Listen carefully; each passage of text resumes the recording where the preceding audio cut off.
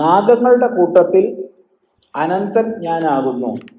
അനന്തശ്ചാസ്മി നാഗാനാം. സർപ്പങ്ങളുടെ കൂട്ടത്തിൽ വാസുകി ഞാനാകുന്നു. സർപ്പാണാം അസ്മി വാസുകി. ശ്രീമദ് ഭഗവത്ഗീത. നാഗങ്ങളും സർപ്പങ്ങളും തമ്മിലുള്ള വ്യത്യാസം എന്താണ്? ഇത് ആചാര്യന്മാർ 2-3 തരത്തിൽ പറഞ്ഞ് കേട്ടിട്ടുണ്ട്. അതുകൊണ്ട് സംശയരഹിതമായി ഇന്നതാണെന്ന് പറയാൻ വിഷമുണ്ട്. പ്രാഥമിക തലത്തിൽ വിഷമുള്ളവ സർപ്പങ്ങളും വിഷരഹിതമായവ നാഗങ്ങളും എന്നൊരു വിഭാഗമുണ്ട്. വിഷരഹിതമായവ നാഗം, വിഷയുക്തമായത് സർപ്പം. വാസുകി തുടങ്ങിയവർക്ക് വിഷമുണ്ട്.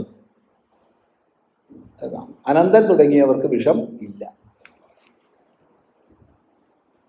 മറ്റൊരു വ്യാഖ്യാനം കേട്ടിട്ടുള്ളത് സൃപ്പ് എന്നുള്ളത് കുടിലഗതിയാണ്. സൃപ്പ് കുടിലഗതി. അപ്പോൾ സൃപ്യതേ, കുടിലഗതിയിൽ സഞ്ചരിക്കുന്നു എന്നുള്ളതാണ് സർപ്പലക്ഷണം. ഇങ്ങനെ പൊളഞ്ഞു പൊളഞ്ഞ് സഞ്ചരിക്കുന്നത് സർപ്പലക്ഷണം.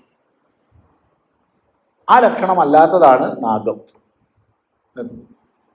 പെരുമ്പാമ്പ് പോണ കണ്ടുണ്ടോ? നേരെ പോകും, നേരെ പോകാം. പൊളഞ്ഞു പൊളഞ്ഞല്ല പോകാം. അതിന് പൊളഞ്ഞു പോകാൻ കഴിയുമോ ഇല്ലയോ എന്ന് എനിക്കറിയില്ല കേട്ടോ, ഞാൻ കണ്ടിട്ടില്ല. കണ്ടത് നേർക്ക് പോണതാണ്. എന്നാൽ സർപ്പങ്ങളൊക്കെ പൊളഞ്ഞാൽ പോകും. അങ്ങനെയും കേട്ടു.